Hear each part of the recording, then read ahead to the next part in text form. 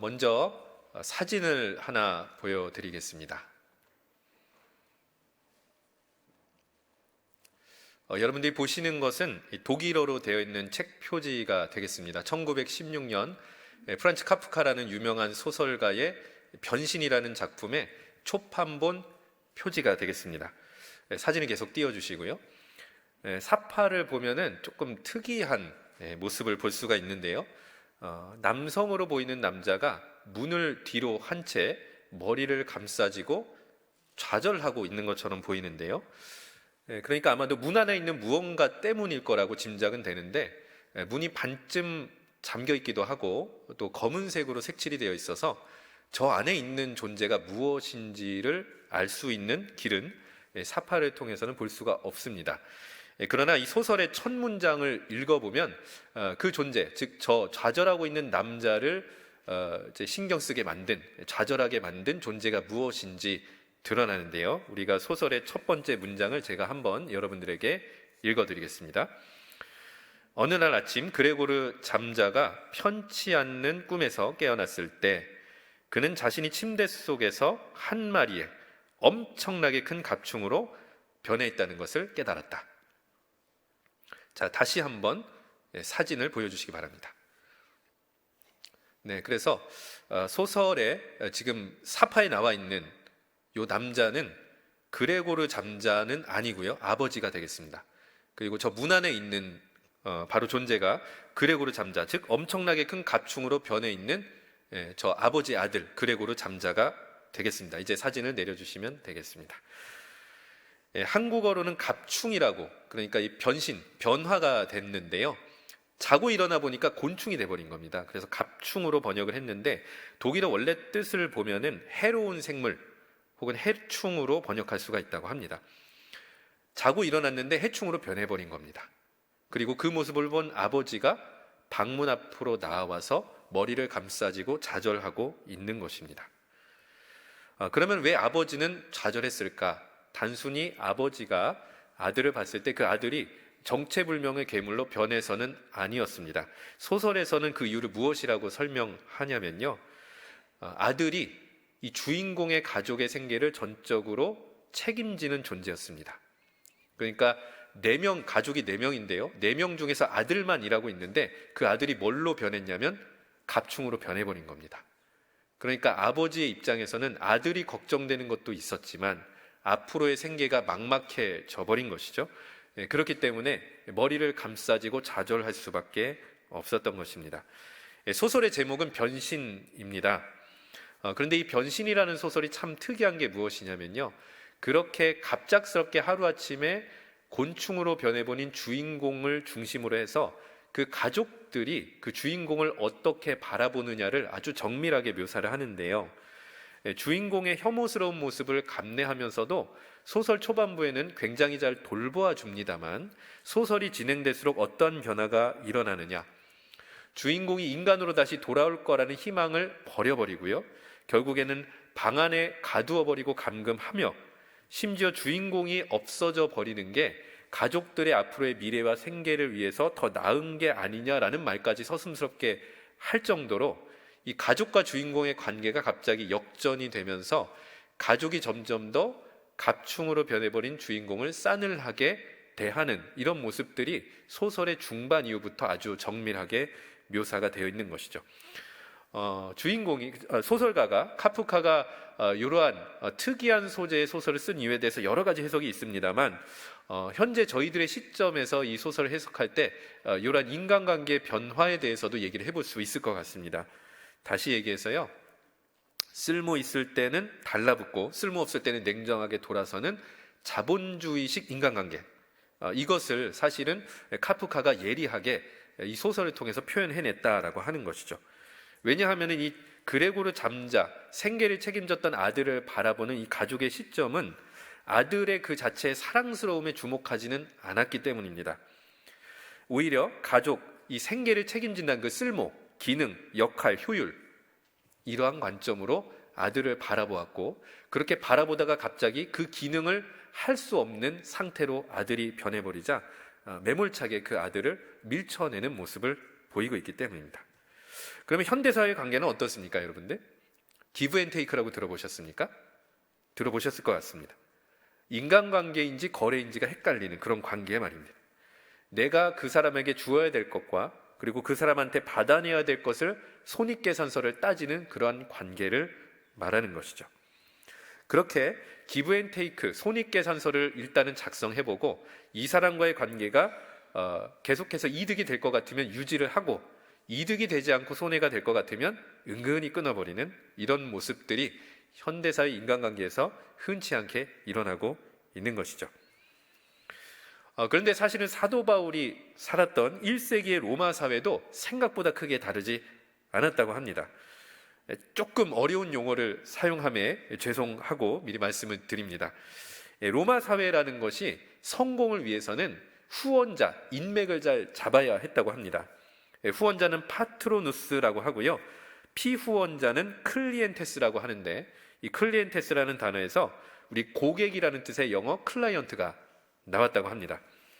그러니까 이 사람들이 결합이 돼서 서로 연대하고 도와주면서 상호 간의 이익을 지켜주는 그런 관계였던 것입니다. 로마사에서 성공하려면 유력한 사람들한테 줄을 대야 되고, 그러니까 파트로누스를 잘 만나야 되고, 필요하면 뇌물도 갖다 바치고요, 연회에 초대해서 눈도장도 찍어야 되는 것입니다. 그리고 만약에 후원자가 그렇게 피후원자를 받아주면서 예를 들어서 불의한 일을 시켜도 도와달라고 해도 피후원자 입장에서는 관계가 끊어지면 안 되기 때문에 받아줘야 되는, 바로 그러한 관계가 성공의 첩경이었다는 거죠. 이익을 따지는 시대에서 진실된 인간관계가 얼마나 허망한지 모르겠습니다. 아버지께서 사실 교회를 아직은 안 다니고 계시고 열심히 기도하는데요, 교회에 대해서 이런저런 편견이 있으십니다. 그 중에서 한 번 이런 질문을 하신 적이 있습니다. 아버지께서 저에게 말하기를, 야, 뭐 사람들이 다 교회 가는 게 뭐 인맥 쌓고 그런 거 아니냐? 라고 하시더라고요. 저는 뭐 이제 신학적으로 반박을 했지만 설득은 잘 안 됐습니다.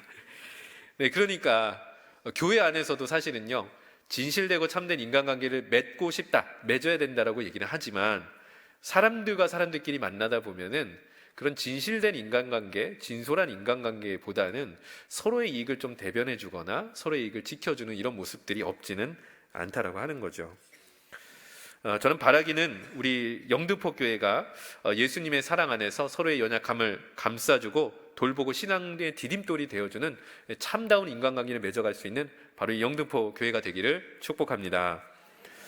그래서 오늘 바울은 본문을 통해서 이 로마 사회의 세속적인 인간관계를 대신할 수 있는 복음 안에서 새롭고 참된 인간관계를 맺을 수 있도록 말씀으로 초대를 하고 있습니다. 우리 먼저 20절 그리고 이어서 27절의 말씀을 한 목소리로 읽겠습니다. 이제 지체는 많으나 몸은 하나라. 너희는 그리스도의 몸이요 지체의 각 부분이라. 오늘 본문의 말씀을 보면은 그리스도인은 먼저 그리스도에게 속한 존재이면서 동시에 서로에게 속한 존재라는 것을 깨닫게 됩니다. 구글에 교회를 검색하면은 아름다운 교회 외관이나 예배당의 모습이 이미지로 출력이 되는데요. 그런데 바울 시대에서 건물이나 장소로서의 교회 개념은 없었습니다. 대신에 교회의 본질이라고 하는 것은 그리스도를 믿는 사람들과 그 관계로 설명하고 풀이할 수가 있었습니다. 그래서 그 교회의 본질을 설명하기 위해서 오늘 바울이 어떤 용어를 사용하고 있냐면 몸이라는 것을 사용하고 있는 것이죠. 그래서 20절과 27절의 말씀을 보면은 많은 지체들로 구성된 하나의 몸이 교회라고 얘기를 하고 있고요. 그 다음에 그 몸이라고 하는 것은 사실 그리스도의 몸이라는 것입니다. 그러니까 이 지체들이 모여있는 교회의 궁극적인 목적, 그리고 이것을 구속하시고 이끌어가시고 주관하시는 분이 예수 그리스도라는 것이고, 우리 각자가 성도로서 각 지체로서 그리스도를 섬겼을 때 이런 그리스도됨이 나타나는 교회라는 것을 가르쳐주고 있는 것이죠. 여러분들, 몸이라는 것이 하나가 존재하고 그 몸 안에는 다양한 지체들이 있지 않습니까? 그러니까 몸과 지체를 분리시킬 수 없는 것입니다. 몸에서 지체가 떨어져 나가는 순간 몸의 기능에 장애가 발생하는 것입니다. 그래서 이 말씀을 다시 한번 교회에 적용해 보면, 첫 번째로 그리스도인은 결국 그리스도를 떠나서는 살 수가 없는, 그리스도에게 속해 있다는 진리가 드러나는 것이고, 두 번째로는 이 지체와 지체 역시 그리스도에게 속하여서 서로를 완성시켜 나가는 것이기 때문에 그리스도인이 서로에게 속하여 있다라는 진리 또한 가르쳐 주는 것입니다. 특별히 이 두 번째, 그리스도인이 서로에게 속해 있다는 것 때문에 우리는 서로를 받아주고 존중해주고 돌봐야 할 책임이 있는 것이죠. 서로를 존중하고 돌보는 교회 문화 속에서 우리는 자연스럽게 그리스도됨을 나타낼 수 있고 그리스도를 경험할 수도 있는 것입니다. 그런데 이것이 가능하려면, 즉 우리가 서로가 서로를 돌보는 일이 가능하려면 먼저는 나 자신이 남보다 우월하려고 하는 것이 아니라 낮아지고 겸손해져야 되겠죠. 그래야지만 그리스도가 나타나는 것입니다.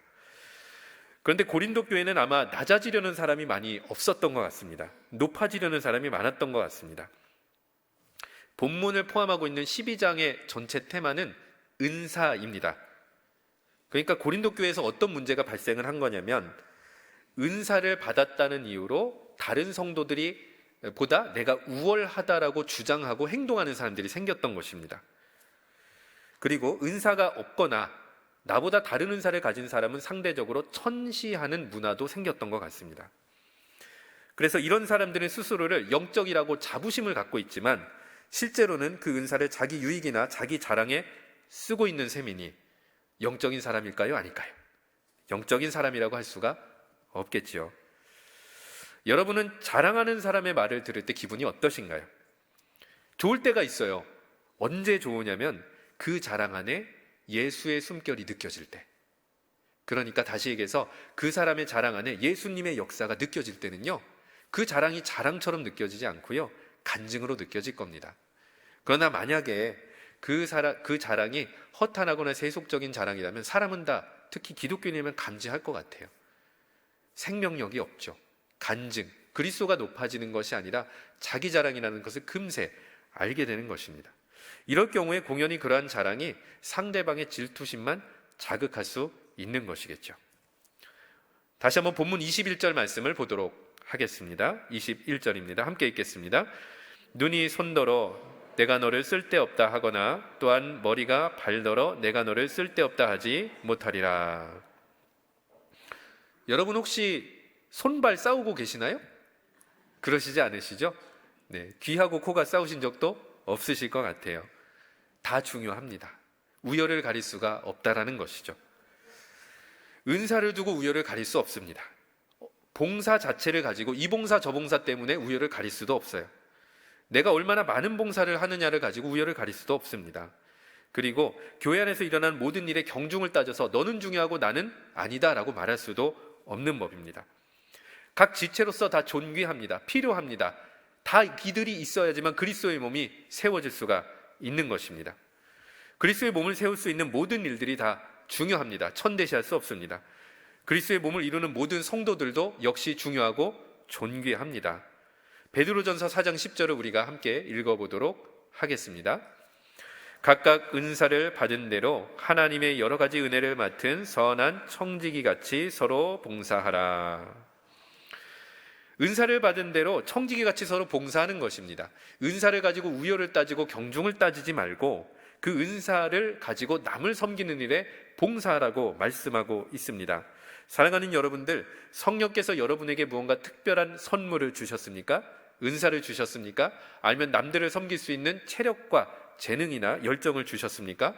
여러분들의 유익이 아니라 여러분들이 사랑하는 가정과 교회를, 그리고 성도를, 교우들을 섬겨보시기 바랍니다. 성령께서 주신 은사로 그리스도께 영광을 돌리고 지체를 섬기며 봉사하는 우리 모든 영등포교회 성도들 되시기를 축원합니다. 당시 고린도 교회는 사회적으로 유력했던 사람들이 은사와 같은 영적 경험이나 특별한 계시를 받았다고 해서 지체들을 멸시하거나 뽐내거나 영적인 질서를 흐트러뜨리는 일이 많았던 것 같습니다. 이러한 상황 속에서 사도 바울이 권면을 계속해서 하고 있는데요, 우리 22절부터 24절까지를 우리 세 번역으로 읽어보도록 하겠습니다. 함께 읽겠습니다. 그뿐만 아니라 몸의 지체 가운데서 비교적 더 약하게 보이는 지체들이 오히려 더 요긴합니다. 그리고 우리가 덜 명예스러운 것으로 여기는 지체들에게 더욱 풍성한 명예를 덧입히고 볼품없는 지체들을 더욱더 아름답게 꾸며줍니다. 그러나 아름다운 지체들은 그럴 필요가 없습니다. 하나님께서는 몸을 골고루 짜 맞추셔서 모자라는 지체에게 더 풍성한 명예를 주셨습니다. 아멘. 네, 그렇습니다. 하나님께서는 그리스도의 몸을 골고루 짜 맞추셨습니다. 경중과 우열을 따지는 것이 아니라 그것 자체의 필요성을 가지고 하나님께서는 각 지체들을 세워주셨고, 그 지체들이 하나님을 그리고 성도들을 온전히 봉사하게 됐을 때 그리스도의 몸이 너무나 아름답게 보이는 것이죠. 심지어 우리 관점에서 봤을 때 쓸모없어 보이는 지체조차도 다 요긴한 것이죠. 학자들이 23절에 나오는 이 볼품없는 지체가 무엇이냐를 가지고 배설기관으로 많이 해석을 한다고 합니다. 그러니까 덜 아름답다라는 표현으로도 좀 그런 것 같습니다. 추해 보이는 바로 그런 지체인데, 배설기관이 없이 여러분들 생존하실 수 있나요? 조금 추한 얘기일 수 있지만 용서하시고 들어주시기 바랍니다. 반드시 필요합니다. 교회 안에 필요 없는 지체가 어디 있겠습니까? 교회 안에 필요 없는 부서가 어디 있겠습니까? 다 필요합니다. 다 그리스도의 몸으로 세워져야 되는 것입니다. 그렇기 때문에 연약하고 불필요해 보이는 지체는 없는 것이죠. 오히려 그렇게 보여진다면 서로가 서로의 손과 발이 되어서 그리스도의 몸이 될 수 있도록 세워주어야 되는 것이죠. 이런 연약한 지체들 중에서 대표적인 존재가 있다면 아마도 새가족일 것입니다. 새가족은 영적인 어린아이와 같아서 교회의 약한 지체일 수가 있습니다.